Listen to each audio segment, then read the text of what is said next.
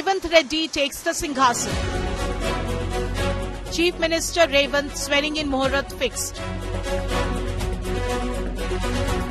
Oath ceremony on December 7. Revanth Reddy is the Telangana Raja.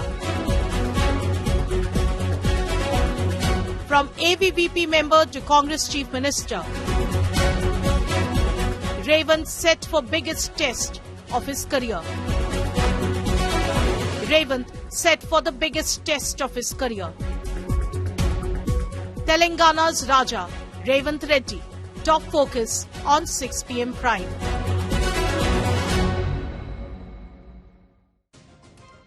Good evening. You're watching 6 p.m. Prime here on India Today. I'm Akshita Nandagopal. I'm back in the studios, but we are going to continue keeping our focus on the state of Telangana because tomorrow at 1 p.m. you're going to be seeing Revanth Reddy being sworn in as the Chief Minister of Telangana. And over the next 30 minutes, we're going to focus on Revanth Reddy's journey and also the challenges that he faces as soon as he takes over as the Chief Minister of Telangana. Also coming your way at 6:30 are the latest ground reports from the city of Chennai. 2 days after Cyclone Migjom, the situation is really bad in parts of Chennai, particularly in South Chennai. The latest ground reports coming your way by my colleagues Shilpa, Anaga and Shibi. Political suspense in Telangana is finally over. Congress has formally announced that the Chief Minister of Telangana is Revanth Reddy. Lots that's happened today as Revanth Reddy is here in the national capital. Let's round up all the latest updates for you first.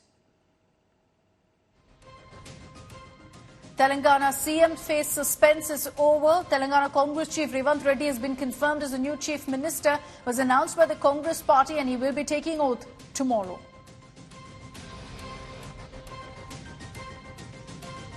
The oath-taking ceremony will happen at 1:02 p.m. dot tomorrow afternoon at the LB Stadium in Hyderabad. The Congress top brass of Rahul Gandhi, Kharge and other top leaders have been invited. Details yet to be known on whether they will attend. Revanth Reddy is touched down in the national capital to personally invite the Congress High Command. He met with Sonia Gandhi, Rahul Gandhi, Priyanka Gandhi to the swearing-in ceremony. Revanth Reddy also met with Congress Chief Mallikarjun Kharge to meet him, thank him for going ahead and choosing him as the Chief Minister, and also issued a formal invite for the swearing-in. Revanth Reddy, who's won this time from the Kodangal seat, the same seat that he lost in 2018, has resigned from the Lok Sabha, from his Malkajgiri Member of Parliament seat. He tendered his resignation to the Lok Sabha Speaker Om Birla as he will now move to the Assembly in Telangana.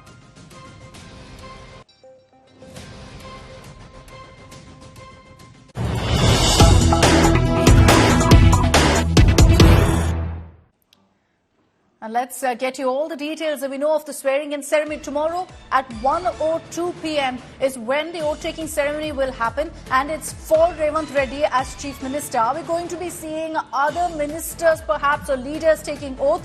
At this point, doesn't look like it, but it's going to be a massive affair tomorrow. About 1.5 lakh people are expected to attend this ceremony that will happen tomorrow afternoon at the LB Stadium in the heart of Hyderabad.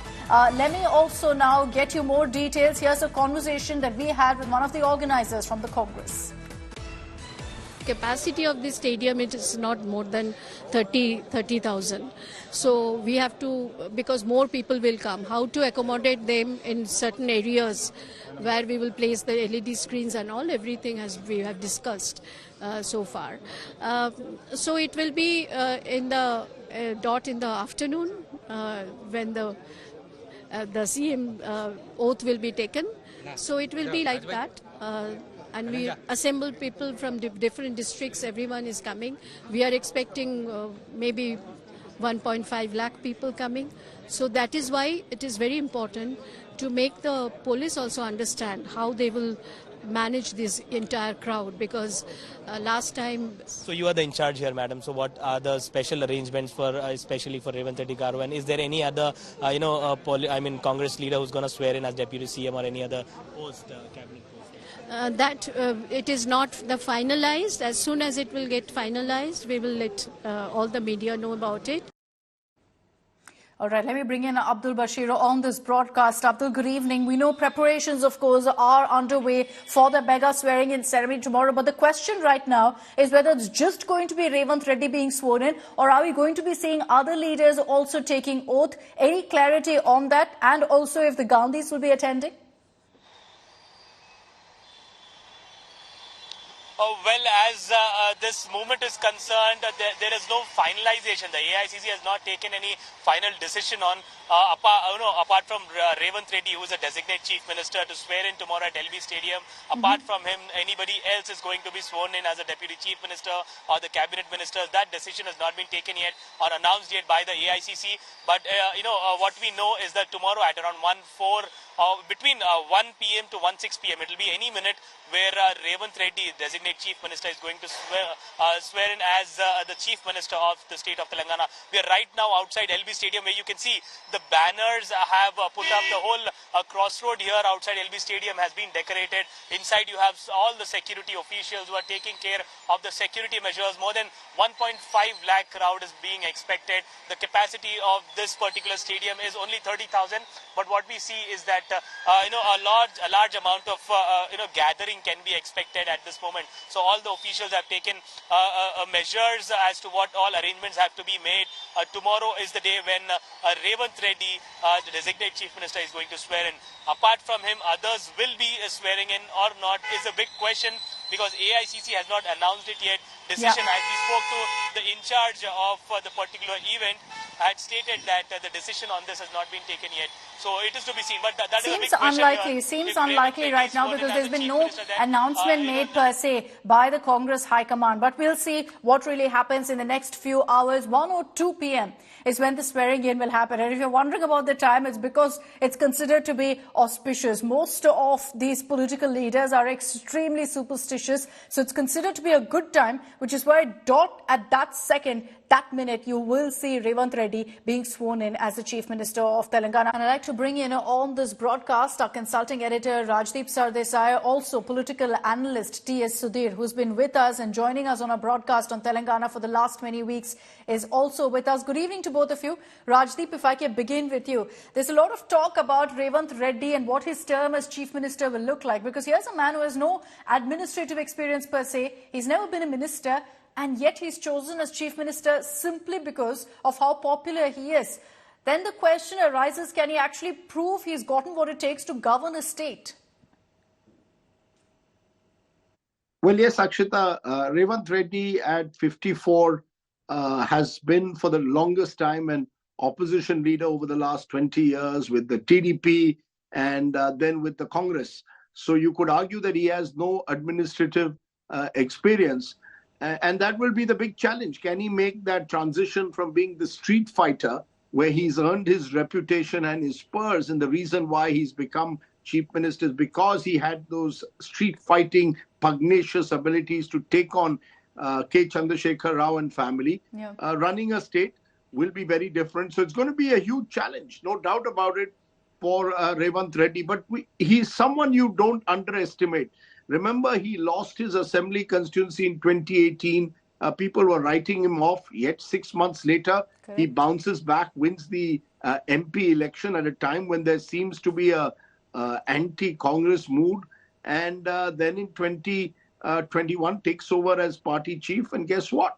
A couple of years later is now the chief minister of Telangana. So he's not someone you would write off very easily. But yes, that will be his big challenge, to show that he can actually govern and not just be an opposition leader. He'll have to prove himself, and this perhaps is his biggest test yet. The election was won, but now it will move into whether he's a good leader, a good chief minister or not. Let me bring in also T.S. Sudhir on this broadcast. Sudhir, good evening. How really did Revanth Reddy actually manage to convince the High Command to pick him over veteran senior Congress leaders who have loads of experience? Well, that's precisely what the tug of war was over the past 24 to 48 hours.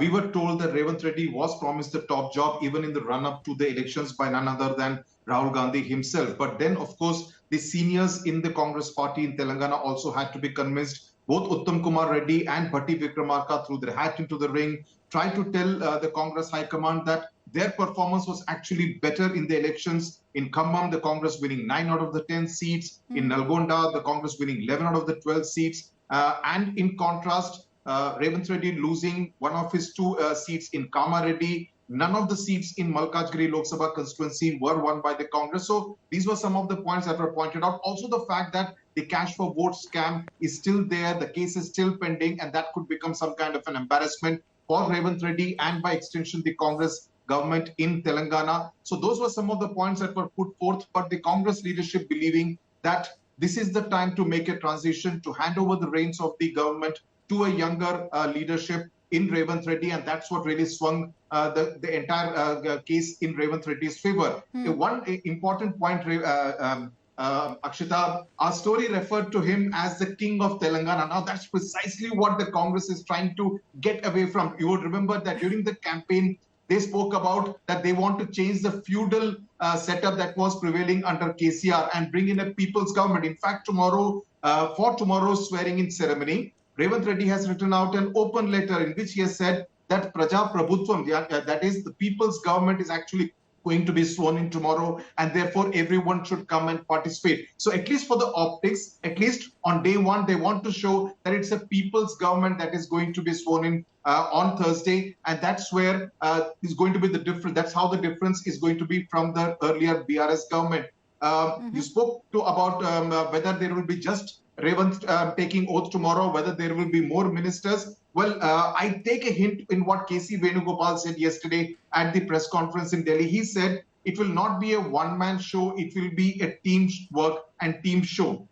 So that's perhaps a hint that there could be some more ministers, some more leaders who could be sworn in as ministers. But at this point of time, we don't know. There are various numbers doing the rounds, 2 deputy chief ministers, maybe 5 senior leaders being sworn in, but no final word on it. But definitely the fact that he's going to be sworn in at the same Lal Bahadur Stadium where Y.S. Rajshekar Reddy was sworn in 2004. It's almost like he wants to say that he's going to be continuing the legacy of the extremely popular YSR. There are a lot of comparisons, of course, that people are drawing to their stories. You've said it's not Telangana King, so it's not Raja Revanth per se, but it's Revanth Anna. That's the picture, at least, that the Congress wants to project of Revanth Reddy. Rajdeep, coming to the question of accommodating the likes of Uttam Kumar Reddy and Bhatti Vikramarka, how really was the Congress going to go about it to ensure that, the veterans don't feel slighted, which is extremely important, and the Congress has messed that up previously in many other states? Well, there has been much talk of how do you accommodate the seniors in the party. The former Telangana Congress President Uttam Reddy and Bhatti Vikramarka, a Dalit face, CLP leader. How do you accommodate both Mr. Vikramarka and Uttam Reddy? But I think what the Congress has decided is to try and perhaps have a deputy chief minister. Possibly Vikramarka will be deputy chief minister as a Dalit face. Uttam Reddy appears not too keen to work under Revanth Reddy from sources, but and has even been pushing the possibility of his wife's candidature as a minister. We'll have to see how that plays out. Remember, the Congress is not, all these Congress leaders or most of them who are entering government are doing so for the first time. So they will have to learn how to work with each other in government. And given the nature of the mandate, they really can't afford to squander it. They do not have an overwhelming majority, and they will be on test in the next few months and years. It'll be interesting to see how this plays out. But the Congress, as Rajdeep pointed out, will not want to mess this up, especially with just months to go for 2024. That's something that Revanth Reddy also will be eyeing. But just to take a look, essentially, of what really works in favour of Revanth and what really doesn't. We've done a detailed SWOT analysis of Revanth Reddy as Chief Minister of Telangana. What does he bring to the table? Strengths, of course, as we've been pointing out for the last 20 minutes here on India Today, that he's extremely popular among the masses. And he's seen now as a direct competitor to KCR. He's a strongman also because he has a support of MLAs. Reportedly, a majority of them have voted in favour of Revanth Reddy being named as the Chief Minister.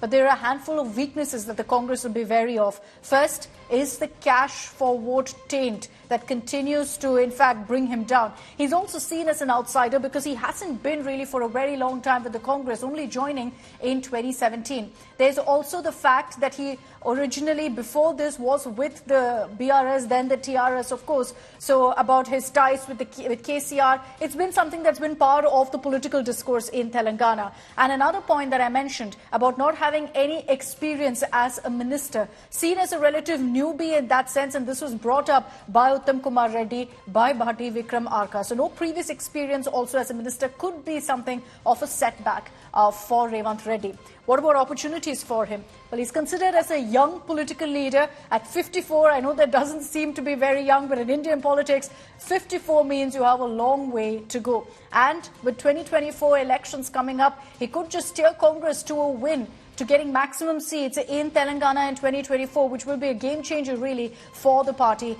in the state. What about threat? Corruption charge again and the pending investigation on that front. The second is also the fact that there are veteran Congress leaders who are vying for power posts, who could perhaps try to bully Revanth Reddy as well as he takes over as the Chief Minister. So he'll have to kind of balance that out as well. Let me take this across to Sudhir also for more on that. Sudhir, you know, the talk of the corruption case against Revanth Reddy, how big of a problem or a headache is that really for the Congress? Do you think they've thought of all possible, options or how that could play out in the months to come? Well, an explanation was sought from Revanth on how he plans to kind of counter it in case some kind of a probe is ordered by the Supreme Court into it, because the case is also now before the Supreme Court. It was handled by the Anti-Corruption Bureau here in Telangana.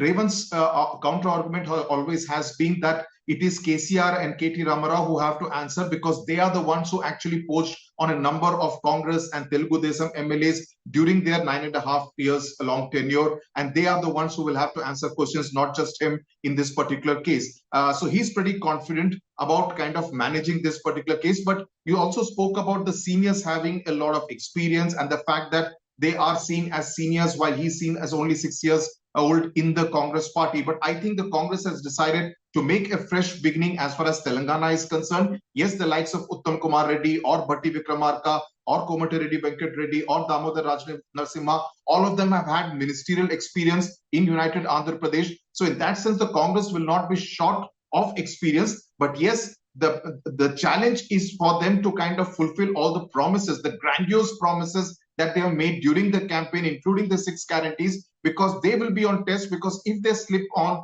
even one of them, they will be coming under attack from both the PRS and the BJP. The BRS has said that we will give them 6 months of time, the honeymoon period, and after that is when the real political attacks will really start. So Revanth Reddy has a bit of a breathing time, but in between will come the Lok Sabha elections. So in that sense, he will have to hit the ground running. Very true. And he is going to be under a whole lot of scrutiny politically and otherwise as well. 2024, just a few months away, the elections. Rajdeep, how do you really see the Revanth Reddy factor playing out for the Congress? Can a regional face steer the Congress towards victory in Telangana in a national election? Well, I think, yes, the first challenge for this government will be, can you build between December and May enough of political equity to ensure that the Congress has a strong performance in Telangana, where last time round they were behind even the BJP in the state in the Lok Sabha. They won just 3 seats, the BJP won 4. So for the Congress, the next few months is an opportunity to consolidate and try and build into 2024, because remember, the BJP will come there playing the Modi card. The BRS is wounded, but K. Chandrasekhar Rao is another leader you cannot write off. So I think Revanth Reddy's first challenge in a way will be to show he can govern, which in the context of Telangana will be to ensure a lot of continuity on certain key projects, and then be able to do enough to convince people that the Congress is the party to elect in the Lok Sabha as well. So while the Congress celebrates another southern citadel, The fact is that the hard work has only really begun now for the party. They've made lots of promises. There are lots of guarantees out there, lots of expectations. Now they'll be tested to see whether they can fulfill them. You know, as far as the guarantees are concerned, the Congress has said that in the very first cabinet meet, they'll ensure that that's made a reality. But let's see how it plays out. There's no doubt that Revanth Reddy and his term as Chief Minister is one that's going to be very, very closely watched and will have huge repercussions for the state of Telangana and for the Congress party in the 2024 elections. Thanks very much, Sudhir. Thanks very much, Rajdeep, for taking the time out and joining us here on India Today. 1 p.m. tomorrow is when that grand swearing-in ceremony will kick off. And, of course, you're going to be seeing lakhs of people coming together at the LB Stadium in Hyderabad. But meanwhile, there's also a controversy that's playing out over a comment that Revanth Reddy made. Now, there's this massive North versus South debate that's been sparked after DMK MP's cow urine comment in Parliament went viral. He made, Senthil Kumar, this is the DMK MP, made that disparaging reference to Hindi heartland states who voted for the BJP. Union Minister Anurag Thakur tore into the DMK MP and the India bloc, questioning the silence of the Gandhis on the issue. In the meanwhile, the BJP is also lashed out at Revanth Reddy over a comment that he's made, seemingly insulting KCR by saying Telangana DNA is better than Bihar DNA. Let's play out for you the entire political fight that's broken out on this. The houses and the agricultural land will be taken off once the North-South controversy refuses to die down.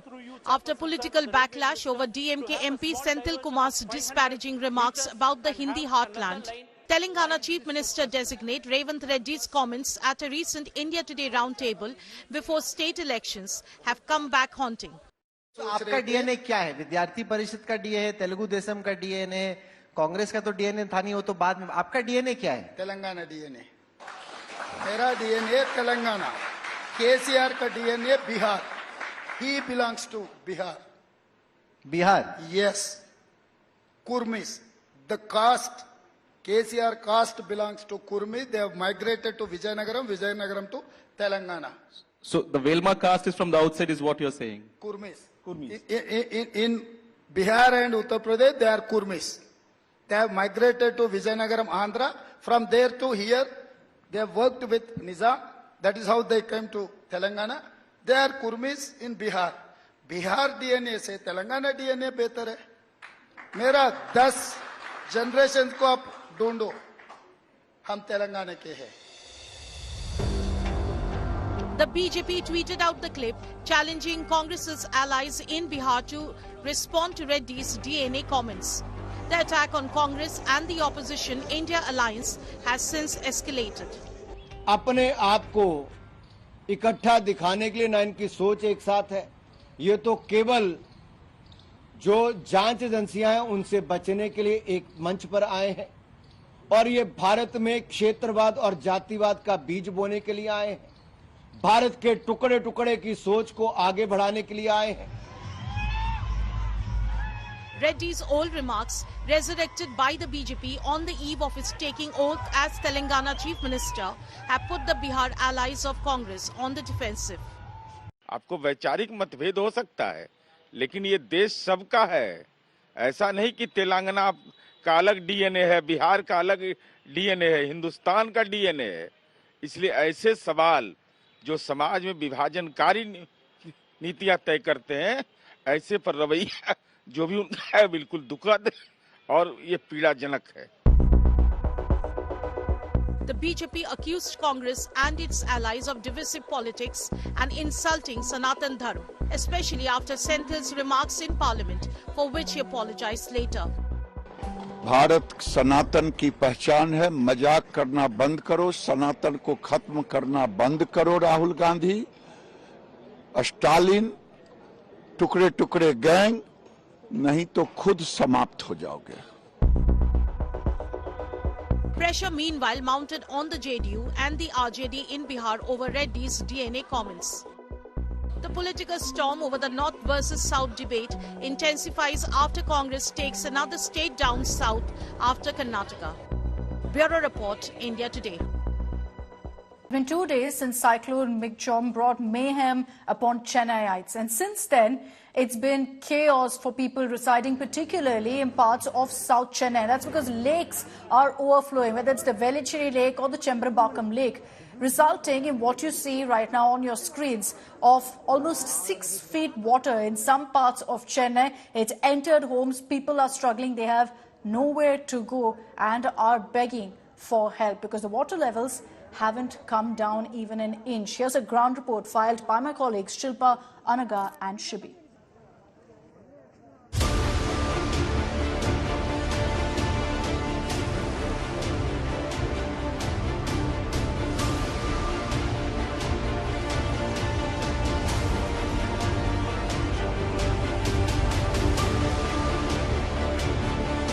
No car, no drinking water, no running water. There are no boats available, only 2 or 3 boats in the entire locality. 2 days since Cyclone Migjom wreaked havoc in Chennai, and the city is yet to return to normal. Parts of Chennai are still completely marooned off, with water all around, and not a patch of dry land in sight. We are reporting from Velicheri in Chennai due to the unprecedented rains that pounded the city. Several pockets of Chennai are completely flooded. Now, South Chennai and North Chennai are amongst the worst affected areas, and Velicheri, of course, comes under South Chennai. There are lakes, there's a marshland here, and because of that, this remains a very, very vulnerable area. Not just now, it has been a vulnerable area even when 2015 floods hit Tamil Nadu. India Today's reporters waded through the water to get to the residents who've been struggling with no food, no water and no power.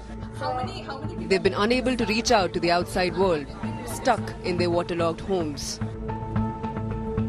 The water in these areas, largely from overflowing lakes, hasn't receded even an inch.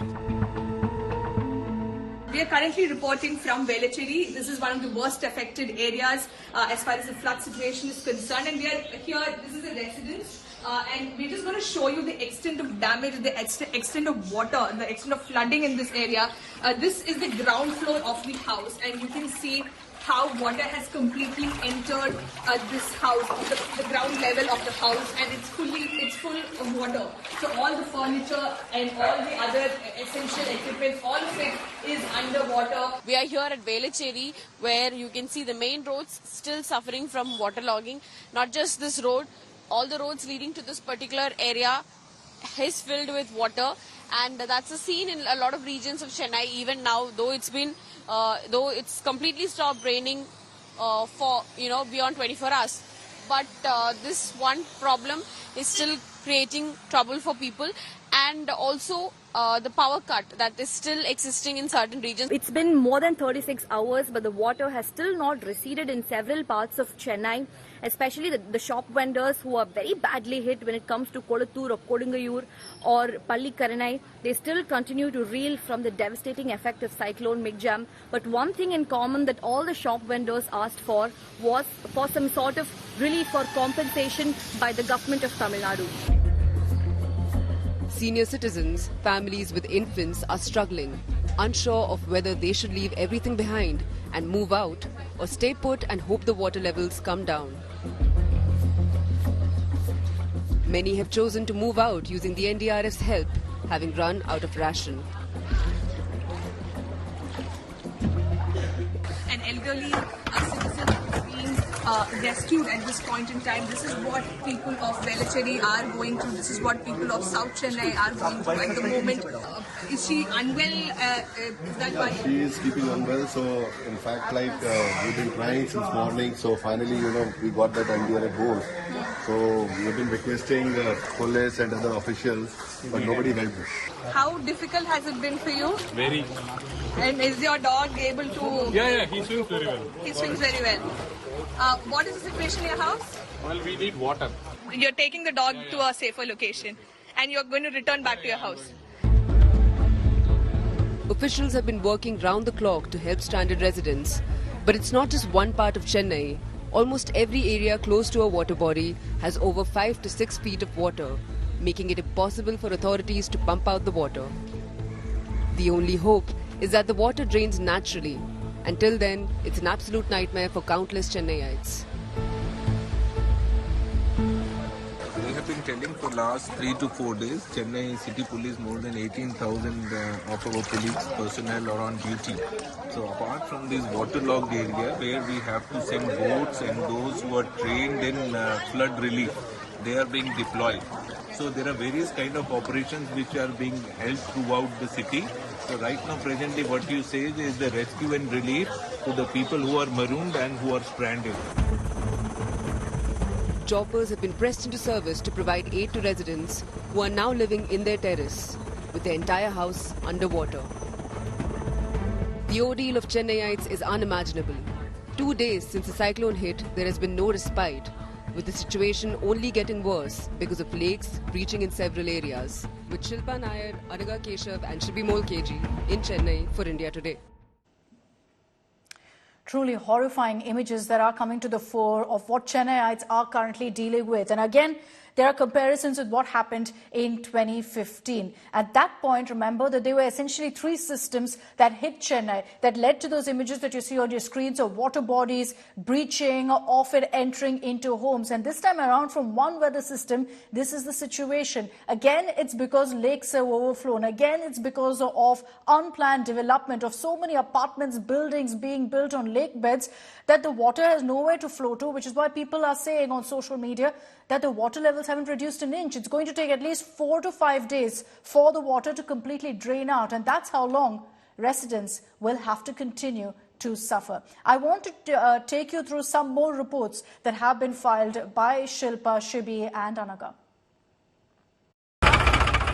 India Today brought you reports from South Chennai to show you the kind of suffering that people are undergoing due to the flood situation. And now we report from North Chennai, and these are visuals of people being rescued from different parts of North Chennai using a tractor.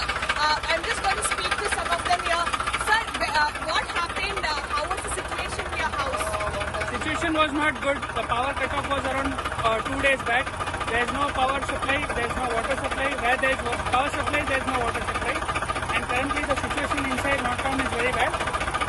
And where are you now going to? We are going to my one more relative's house, that is in Silpa. Are there more people in your... Yeah, there are around more than 1,000 people inside still. Some of them are willing to go, some of them will stay. And how difficult is it for all of them? It is very difficult because there is no lift power, so due to there is no lift. So people from 11th floor, 12th floor have to come down and take all the medical supply. Thank you. So you can see the kind of situation that is unfolding. People are being rescued here using tractors, using lorries and other trucks.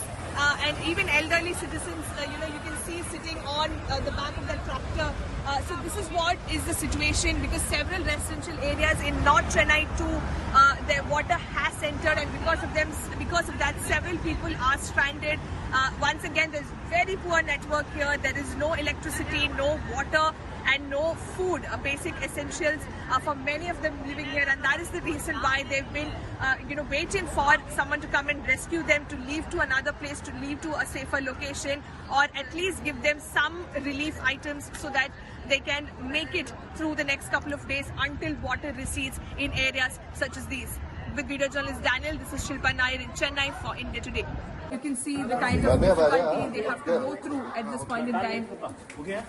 Sir, I'm just going to request you, I know it's a very difficult time, but can you tell us how long did it take for you to even get help? Because we can clearly see your mother is not in. Right from yesterday evening, we've been trying. I will not definitely blame the government, because maybe they didn't they didn't have the access to this place. From today morning, we've been seeing a lot of boats coming in. So I just went to the NDRF group and then requested them for a stretcher pickup. Immediately they agreed and they gave a boat for us. This is what is happening on ground. Elderly citizens, those who are vulnerable, those who are in need of medical help, children, infants, parents of infants, all of them are being rescued on boats. NDRF teams, disaster management teams, local fishermen, all of them joining hands to help Chennai in this need, in this hour of crisis. With video journalist Daniel, this is Shilpa Nair in Chennai for India Today. And let's get you some of those images that really define what's playing out in Chennai, the widespread destruction and chaos to normal life. Drone footage here on your screens capturing the extent of inundation in parts of Chennai. This is from Velachery, where you can see vehicles completely submerged, people navigating through waist-deep waters. The Indian Air Force and Navy has stepped in for relief and rescue operations in Chennai. Officials were seen airlifting stranded people, particularly senior citizens and those in need of immediate medical help. Chennai's infrastructure has been severely impacted, with reports of waterlogged streets, power outages and internet services being completely disrupted. Rescue personnel on boats and tractors were seen helping people and get them out of their homes, which was filled with water. Water levels unfortunately haven't receded at all. In fact, officials are out there working round the clock to help people, as many of them have chosen to leave their residences. Now, the Arumbakam area of Chennai also remains waterlogged following heavy rainfall.